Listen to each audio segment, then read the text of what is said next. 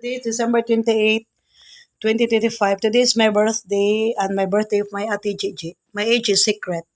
You know what? I'm very sad because it's first time to celebrate my birthday without my mom and G. And for Christmas and New Year. Mom, I really miss you, Mom. I really miss your voice. Mom, I hope you hug me now. I can feel your love now. Because my mom and G was passed away last September 13th.